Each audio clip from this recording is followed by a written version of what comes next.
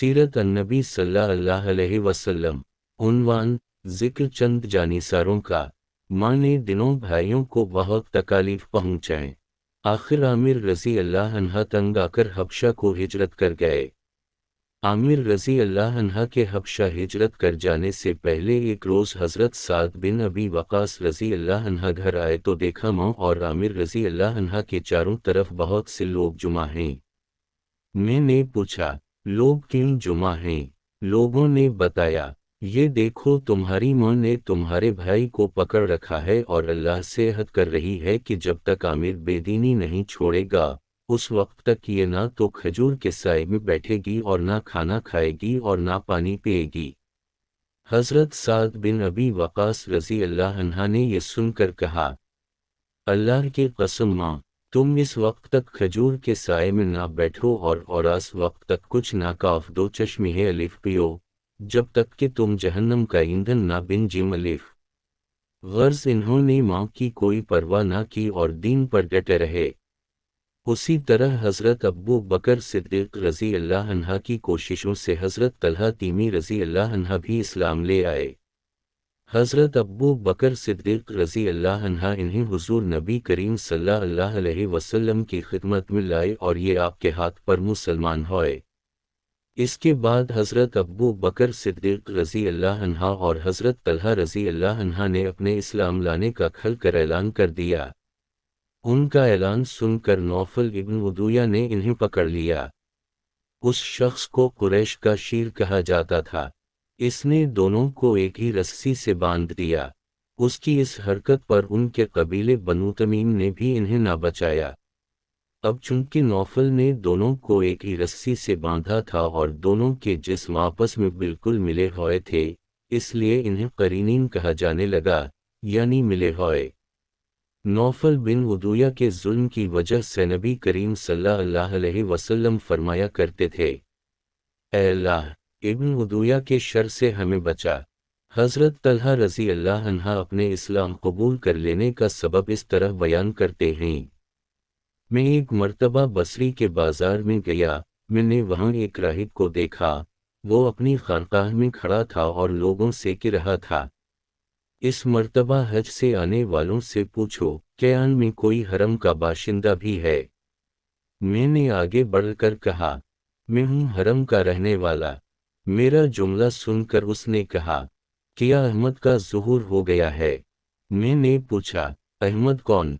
तब इस राहिब ने कहा, अहमद बिन अब्दुल्लाह बिन अब्दाल, मतलब ये इसका महीना है। वो इस महीने में ज़ाहिर होगा। वो आखिरी नबी है। इसके ज़ाहिर होने की जगह हरम है और इसकी हिजरत की जगह वो इलाका है जहाँ बागात हैं, सब्ज़ाज़ार हैं। इसलिए तुम पर ज़रूरी है कि तुम इस नबी की तरफ बढ़ने में पहल करो। इस राहिब की कही हुई बात मेरे दिल में नक्श हो गई। मैं तेज़ी के साथ वहाँ से वापस रवाना हुआ और मक्का पहुँचा। यहाँ पहुँचकर मैंने लोगों से पूछा, क्या कोई नया वाक़या भी पेश आया है? लोगों ने बताया, हाँ, मोहम्मद बिन अब्दुल्लाह अमीन ने लोगों को अल्लाह की तरफ दावत देना शुरू की है। अबू बकर ने उनकी पैरवी कबूल कर ली है। मैं ये सुनते ही घर से निकला और अबू बकर सिद्दीक़ रज़ी अल्लाह अन्हा के पास पहुंच गया। मैंने इन्हें राहिब की सारी बात सुना दी। सारी बात सुनकर हज़रत अबू बकर सिद्दीक़ रज़ी अल्लाह अन्हा हुज़ूर नबी करीम सल्लल्लाहु अलैहि वसल्लम की खिदमत में गए और आपको ये पूरा वाक़या सुनाया। आप सुनकर बहुत खुश हुए। उसी वक्त में भी मुसलमान हो गया। ये हज़रत तलहा रज़ी अल्लाह अन्हा अशरा मुबश्शिरा में से हैं, यानी जिन सहाबा किराम रज़ी अल्लाह अन्हम को नबी करीम सल्लल्लाहु अलैहि वसल्लम ने दुनिया ही में जन्नत की बशारत दी, उनमें से एक हैं। उसी तरह हज़रत अबू बकर सिद्दीक़ रज़ी अल्लाह अन्हा की कोशिशों से जिन सहाबा किराम रज़ी अल्लाह अन्हम ने कलिमा पढ़ा, उनमें से 5 अशरा मुबश्शिरा में शामिल हैं। वो ये हैं, हज़रत ज़ुबैर, हज़रत उस्मान, हज़रत तलहा, हज़रत अब्दुर्रहमान रज़ी अल्लाह अन्हम। बाज़ ने उनमें छठे सहाबी का भी इजाफ़ा किया है। वो हैं हज़रत अबू अबीदा बिन जुरा रज़ी अल्लाह अन्हा। इन हज़रात में हज़रत अबू बकर, हज़रत उस्मान, हज़रत अब्दुर्रहमान और हज़रत तलहा रज़ी अल्लाह अन्हम कपड़े के ताजिर थे। حضرت زبیر رضی اللہ عنہ جانور ذبح کرتے تھے اور حضرت سعد رضی اللہ عنہ تیر بنانے کا کام کرتے تھے۔ ان کے بعد حضرت عبداللہ بن مسعود رضی اللہ عنہ ایمان لائے۔ وہ اپنے اسلام لانے کا واقعہ یوں بیان کرتے ہیں۔ میں ایک دن عقبہ بن ابی معیط کے خاندان کی بکریاں چرا رہا تھا، اسی وقت رسول اللہ صلی اللہ علیہ وسلم وہاں آ گئے۔ ابو بکر صدیق رضی اللہ عنہ بھی آپ کے ساتھ تھے۔ آپ نے پوچھا، کیا تمہارے پاس دودھ ہے؟ میں نے کہا، جی ہاں، لیکن میں تو امین ہوں، یعنی یہ دودھ تو امانت ہے۔ آپ نے فرمایا، کیا تمہارے پاس کوئی ایسی بکری ہے جس نے ابھی کوئی بچہ نہ دیا ہو؟ میں نے کہا، جی ہاں، ایک ایسی بکری ہے۔ میں اس بکری کو آپ کے قریب لے آیا، اس کے ابھی تھن پوری طرح نہیں نکلے تھے۔ آپ نے اس کی تھنوں کی جگہ پر ہاتھ پھیرا، اسی وقت اس بکری کے تھن دودھ سے بھر گئے۔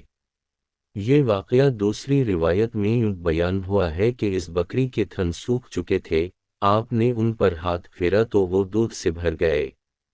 حضرت عبداللہ بن مسعود رضی اللہ عنہ یہ دیکھ کر حیران رہ گئے۔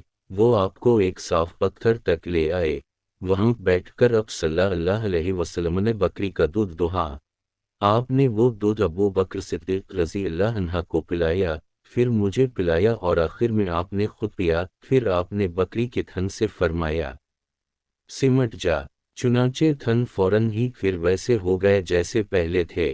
حضرت عبداللہ بن مسعود رضی اللہ عنہ فرماتے ہیں، جب میں نے رسول اللہ صلی اللہ علیہ وسلم کا یہ معجزہ دیکھا تو آپ سے عرض کیا، اے اللہ کے رسول، مجھے اس کی حقیقت بتائیے۔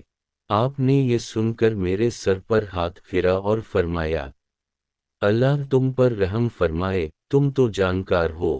یہ عبداللہ بن مسعود باپ کی بجائے ماں کی طرف سے زیادہ مشہور تھے۔ ان کی ماں کا نام ام عبد تھا۔ ان کا قد بہت چھوٹا تھا، نہایت دبلے پتلے تھے۔ ایک مرتبہ صحابہ ان پر ہنسنے لگے تو آپ نے ارشاد فرمایا، عبداللہ اپنے مرتبے کے لحاظ سے ترازو میں سب سے بھاری ہیں۔ انہی کے بارے میں نبی کریم صلی اللہ علیہ وسلم نے ارشاد فرمایا تھا، اپنی امت کے لیے میں بھی اسی چیز پر راضی ہو گیا جس پر ابن ام عبد یعنی عبداللہ ابن مسعود راضی ہو گئے، اور جس چیز کو عبداللہ بن مسعود نے امت کے لیے ناگوار سمجھا، میں نے بھی اس کو ناگوار سمجھا۔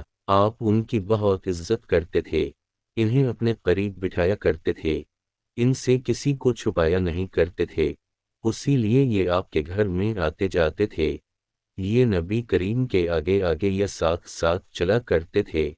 آپ جب غسل فرماتے تو یہی پردے کے لیے چادر تان کر کھڑے ہوتے تھے، آپ جب سو جاتے تو یہی آپ کو وقت پر جگایا کرتے تھے۔ اسی طرح جب آپ کہیں جانے کے لیے کھڑے ہوتے تھے تو حضرت عبداللہ بن مسعود رضی اللہ عنہ آپ کو جوتے پہناتے تھے، پھر جب آپ کہیں پہنچ کر بیٹھ جاتے تو یہ آپ کے جوتے اٹھا کر اپنے ہاتھ میں لے لیا کرتے تھے۔